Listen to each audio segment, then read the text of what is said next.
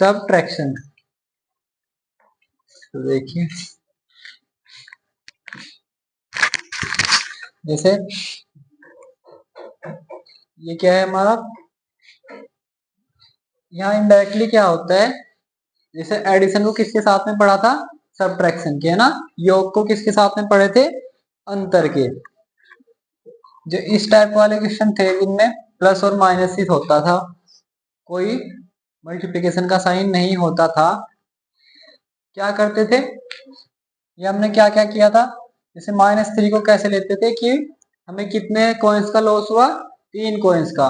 सबसे पहले किसे कंसीडर करते थे, माइनस साइन को। कैसे साइन को, माइनस साइन को। तो यहाँ 3 कॉइन का लॉस हुआ और 2 का और लॉस हो गया हमको। तो ओवरऑल क्या हुआ, लॉस कितने की आनी हुई, 5 की। कितने की, 5।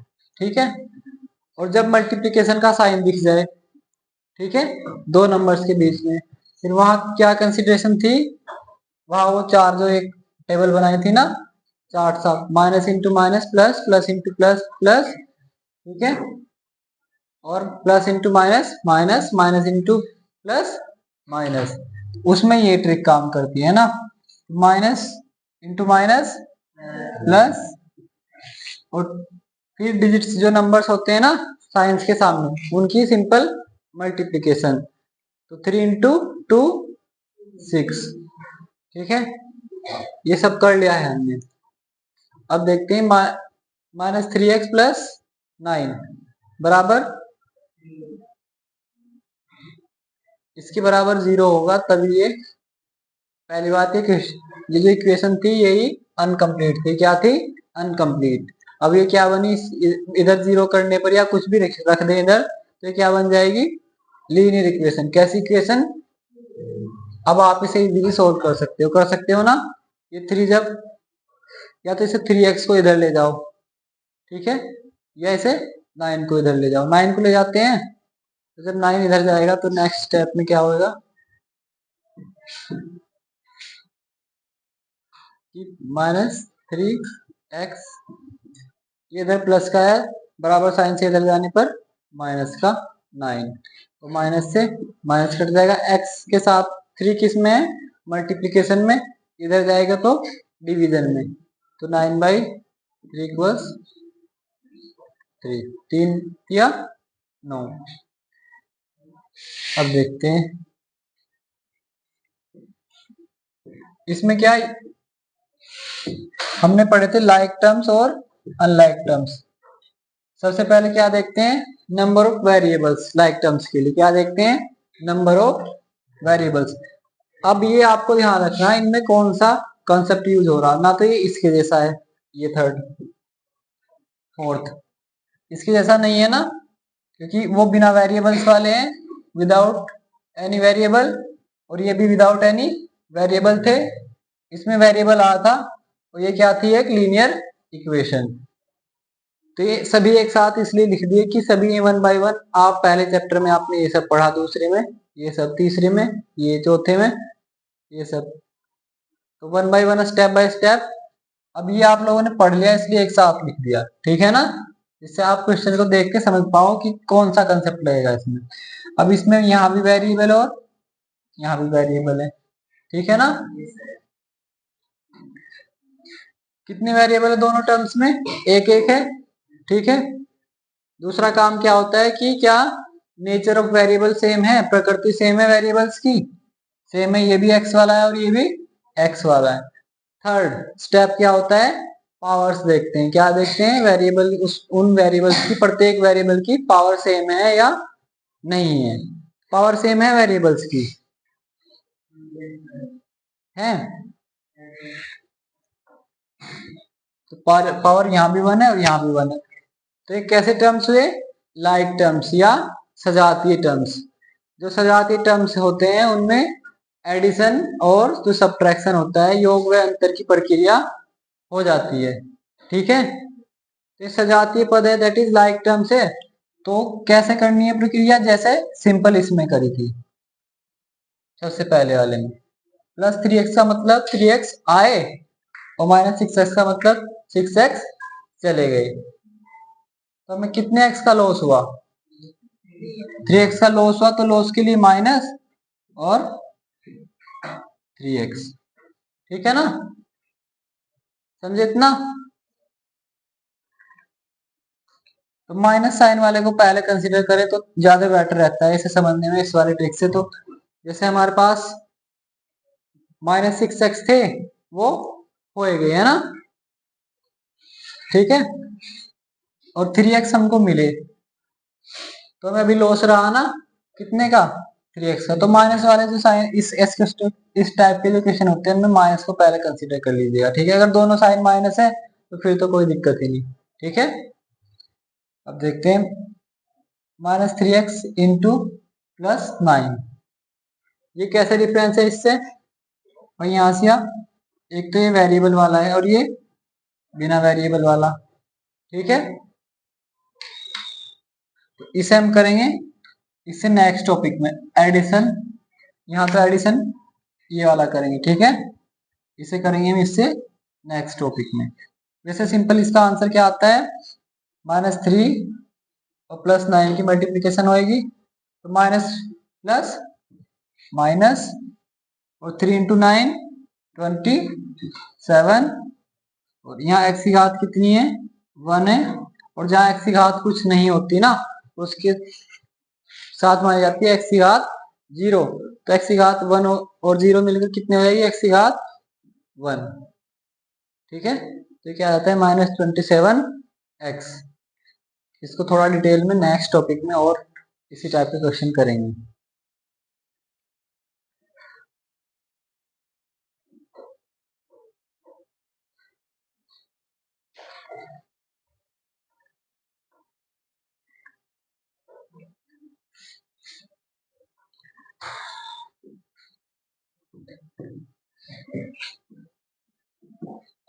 लाइक टर्म्स, ठीक है। तो एक लाइक टर्म्स होता है, एक अनलाइक टर्म्स होता है। तो पहले क्या देखते हैं, नंबर ऑफ वेरिएबल्स, चरों की संख्या। दूसरी स्टेप में नेचर ऑफ वेरिएबल,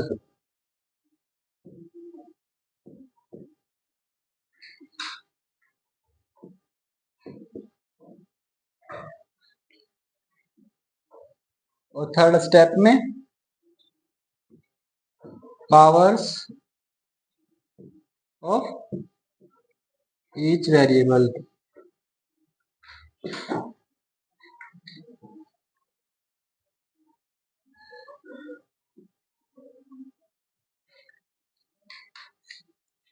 फिर हम उसका क्या करते हैं, अगर लाइक टर्म्स है तो वही क्या होते हैं, एक लाइन और लिख लीजिए, ओनली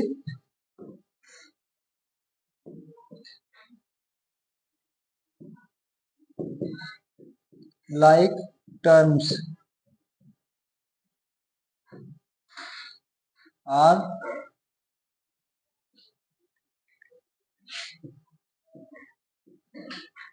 एडेड और सब्ट्रैक्टेड, ठीक है।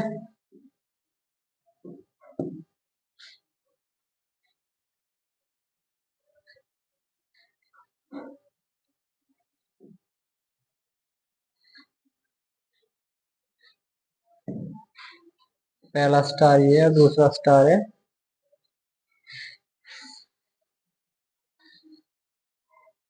Unlike terms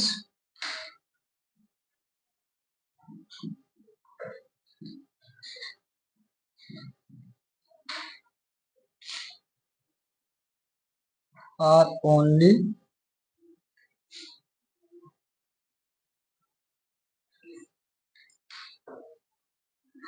multiplied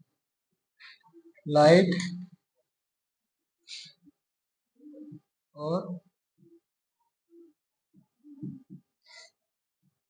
divided. जो अनलाइक टर्म्स होते हैं वो केवल मल्टीप्लाई और डिवाइड हो सकते हैं, ठीक है।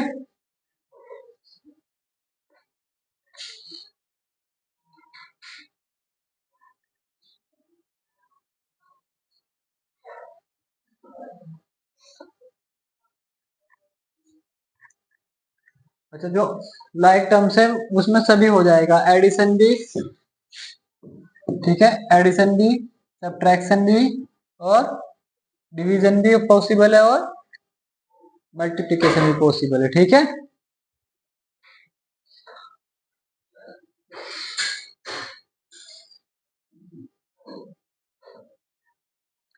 इसका जो एक कंक्लूजन है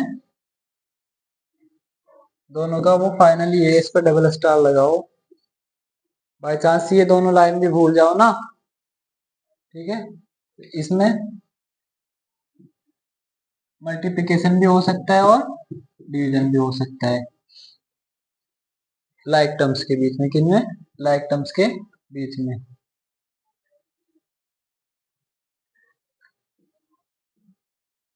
अनलाइक टर्म्स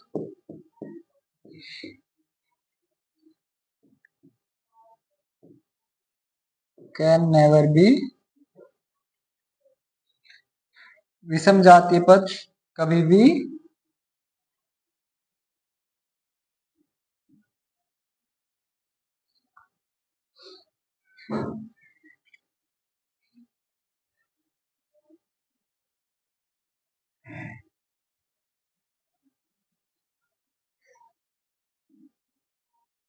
एडेड और सब्ट्रैक्टेड।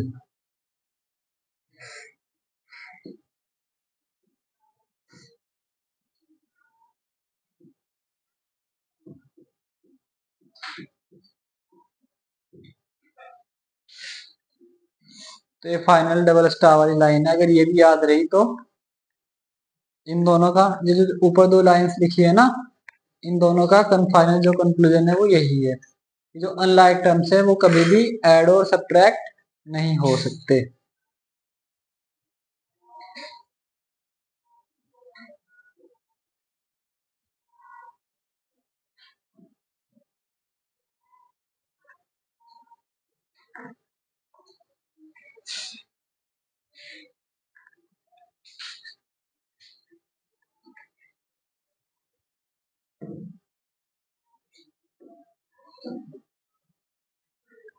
कर लिया नोट वो? चलिए अब देखिए, करते एक बात से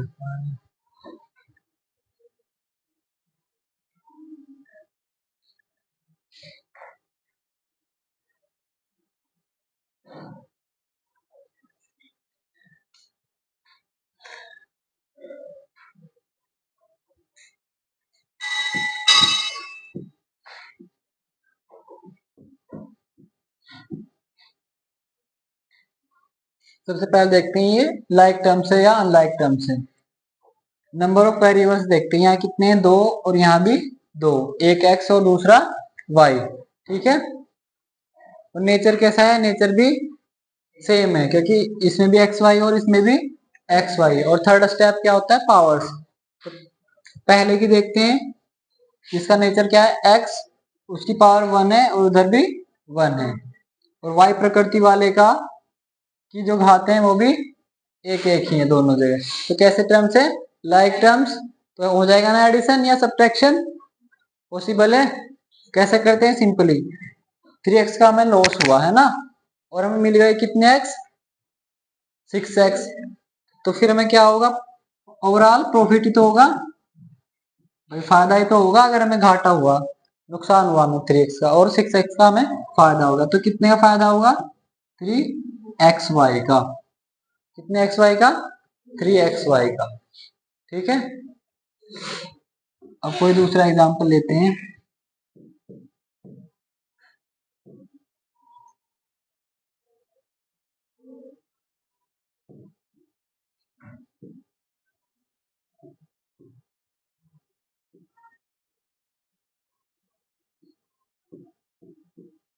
अभी ये बताओ, सबसे पहले देखते हैं कि ये पॉसिबिलिटी है या नहीं एडिशन और सब्ट्रैक्शन की इसमें, ठीक है, क्योंकि एडिशन और सब्ट्रैक्शन साथ साथ में चलते हैं, ठीक है। तो सबसे पहले नंबर ऑफ वेरिएबल्स, यहाँ भी दो हैं और यहाँ भी दो हैं, भाई दो वाले तीन वाले देते हैं इनकी बात। यहाँ भी दो, और यहाँ कितने वेरिएबल्स हैं, तीन अब, और यहाँ भी तीन। नंबर ऑफ वेरिएबल सेम है। दूसरा स्टेप देखते हैं, nature of variables x y z है और यहाँ भी एक्स वाई जेड, नेचर भी सेम है। थर्ड स्टेप देखते हैं power of each variable. X nature की देखते हैं पावर सेम है या नहीं है। एक्स वाले नेचर की पावर यहाँ 1 है और यहाँ 2 है, तो ये तो पहले है ना, पहला वेरिएबल ही फुलफिल नहीं कर रहा ना, थर्ड कंडीशन पावर सेम नहीं है ना, तो यही छोड़ देंगे। कैसे हैं अनलाइक टर्म्स, तो दिस एडिशन और subtraction is not possible between these two terms because these are unlike terms. कैसे हैं ये अनलाइक टर्म्स, क्योंकि हमने लास्ट लाइन लिखी थी ना कि unlike terms can never be added और सब्ट्रैक्टेड, तो ये क्या बन गए थे unlike terms. This is how we do the things. अब एक एग्जांपल और लेते हैं।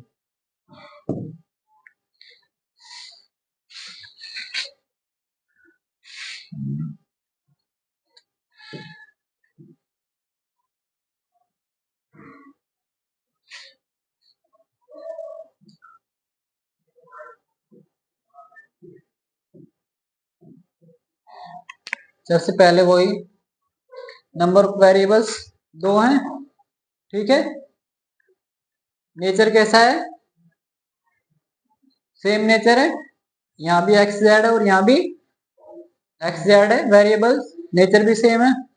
पावर्स देखते हैं, यहाँ पावर 1 है और यहाँ पावर 1 है, जेड की पावर यहाँ भी 1 है यहाँ 1 है, तो ये क्या सम सब्ट्रैक्टेड और एडिड हो सकते हैं, हो सकते हैं ना।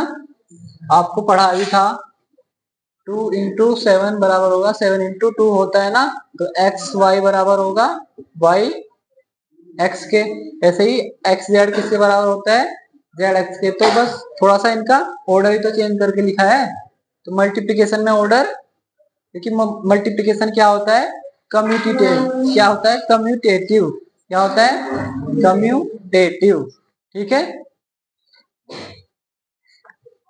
हिंदी में क्या बोलते हैं क्रम विनिमय, क्या होता है क्रम विनिमय, कम्यूटेटिव होता है, तो ऑर्डर का कोई इफेक्ट नहीं पड़ता।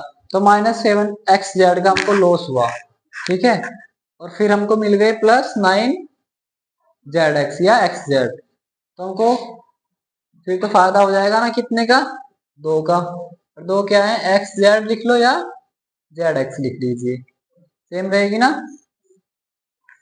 अब ये बताओ, इसके सामने लिख लो नॉट पॉसिबल, नॉट,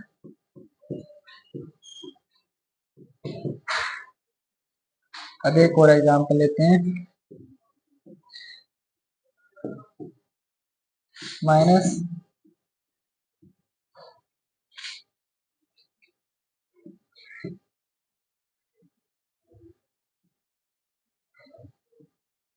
बताओ, देखते हैं लाइक है और अनलाइक या अनलाइक है। नंबर ऑफ वेरिएबल्स चरों की संख्या 2, इसमें भी 2 है एक्स और जेड और इसमें भी 2 है, ठीक है 1 2 1 2। नेचर ऑफ वेरिएबल्स, इसमें वाई नेचर का और जेड नेचर का, इसमें एक्स नेचर का और जेड नेचर का, तो नेचर अलग अलग हुए ना, तो इसलिए ये कैसे हो गए अनलाइक टर्म्स, ठीक है। थर्ड वाले स्टेप पे आने की जरूरत ही नहीं पड़ी है ना, घात वाले पावर वाले पे, तो सेकंड स्टेप से ही हमने कह दिया कि इनका नेचर ही क्या है डिफरेंट है, तो ये कैसे हैं अनलाइक टर्म्स, तो नॉट पॉसिबल, नॉट पॉसिबल, क्या नॉट पॉसिबल, योग व अंतर नहीं हो सकता इनका, ठीक है।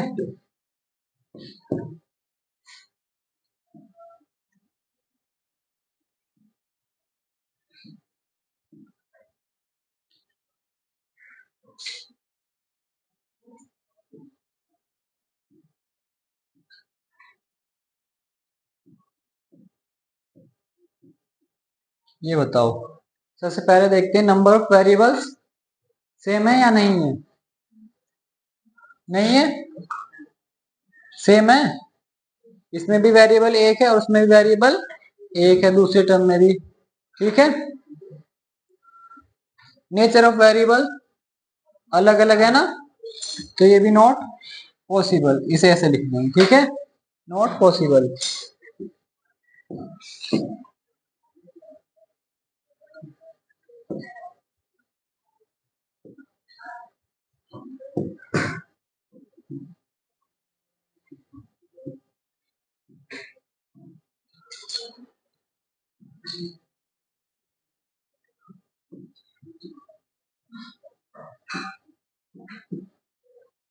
अब बताओ नंबर ऑफ वेरिएबल्स सबसे पहले देखते हैं ना।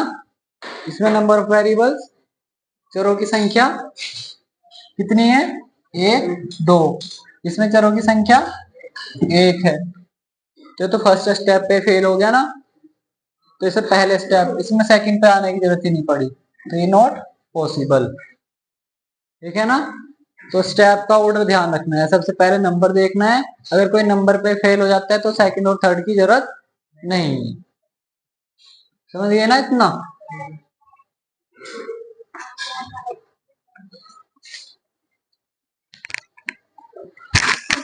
ट्राई करोगे एक्सरसाइज, ट्राई करके लाना एक्सरसाइज को, ठीक है। चलो एक दो एग्जांपल और देते हैं। अच्छा, जो हमने अभी तक पढ़ा उसे थोड़ा सा रिवीजन कर लेते हैं उसका, ठीक है। तो इसमें कितने टर्म्स हैं, ये क्या है, अलजेब्रिक एक्सप्रेशन ही तो है ना इतना। कितने टर्म्स है, टू टर्म्स, क्योंकि जो टर्म्स होते हैं in an algebraic expression they are separated by plus और माइनस साइन। किस साइन से, प्लस और माइनस साइन से क्या होते हैं, सेपरेटेड होते हैं। किससे, प्लस और माइनस साइन से। तो कितने टर्म्स है इस अलजेब्रिक एक्सप्रेशन में, टू टर्म्स। डिवीजन है, ध्यान से देखो। से पहले टर्म का साइन कैसा है, पहले पद का साइन माइनस, दूसरे टर्म का साइन प्लस। तो दूसरे पद का चिन्ह प्लस है और पहले पद का चिन्ह माइनस।